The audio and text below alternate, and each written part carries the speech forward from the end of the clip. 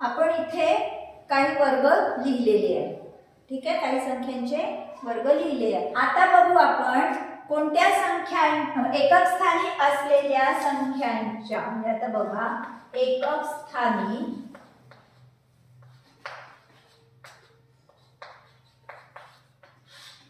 एक व काय एक व आता एक कोणत्या कोणत्या संख्यांचे एकक असताना येत आहे? 1 आणि 9. 1 व 9 असेल तर वर्गसंख्येत काय येत आहे एकक स्थानी? वर्गसंख्येत एकक स्थानी. हे संख्येच्या एकक स्थानी, संख्येच्या एकक स्थानी 1 व 9 असेल. 1 किंवा म्हणू आपण काय म्हणू? 1 किंवा 9 असेल तर वर्गसंख्येत एकक स्थानी काय असतं? 1. काय असतं? 1. आता इथे बघू एकक स्थानी जर 2 किंवा एकक स्थानी 2 असताना वर्गसंख्येच्या एकक स्थानी काय आहे? 4. 2 आणि कोणत्या कोणत्या संख्येच्या ह्याच्या वेळेस येत आहे एकक स्थानी 4? 2 व 8. बघा एकक स्थानी 8 आहे, इथे एकक स्थानी 4 आहे. ठीक, इथे एकक स्थानी आहे 4 आहे. म्हणजे 2 किंवा 8 संख्येच्या एकक स्थानी 2 किंवा 8 असेल, अशा वेळेस वर्गसंख्येच्या एकक स्थानी काय असेल? 4 असेल. हे लक्षात ठेवायच्या या गोष्टी, सरावाने लक्षात राहतील. ठीक आहे, ती समजून घेऊन आणि त्याच्यावर सराव. 3 किंवा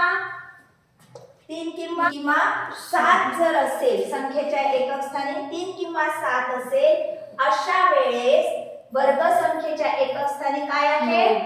9 आहे. आता 4 किंवा बघा 4च्या वर्गाच्या एकक स्थानी काय आहे? म्हणजे एकक स्थानी काय आहे? 6.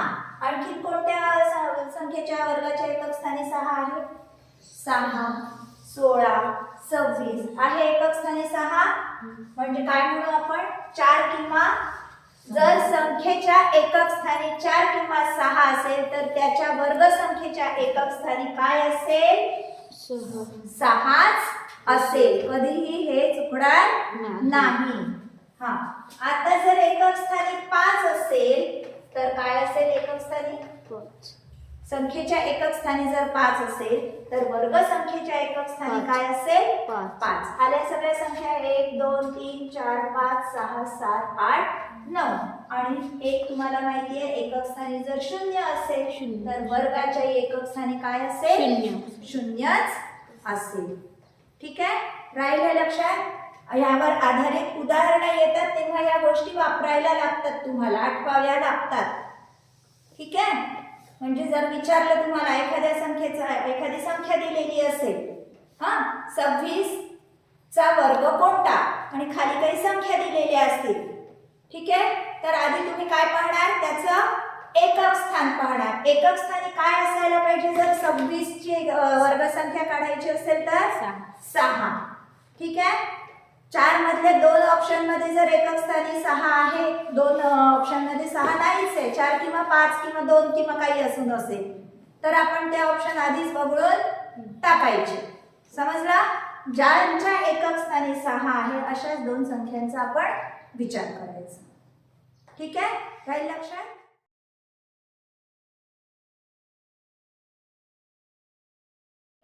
जर काही संख्या असतील तर त्यांच्या वर्गांच्या एकक स्थानी काय येणार हे आपण पाहिलं. आता बघू, जर एकक स्थानी 5 असेल तर त्याचा वर्ग काढण्याची एक सोपी पद्धत. ठीक आहे, बघा इथे काय लक्षात येते तुम्हाला? 5चा तर वर्ग 25 आहे, 15चा 225 आहे, 25चा 625 आहे, 35चा 1225 आहे, 45चा 2025 आहे. काय लक्षात येत आहे? एकक व दशक स्थानी काय आहे?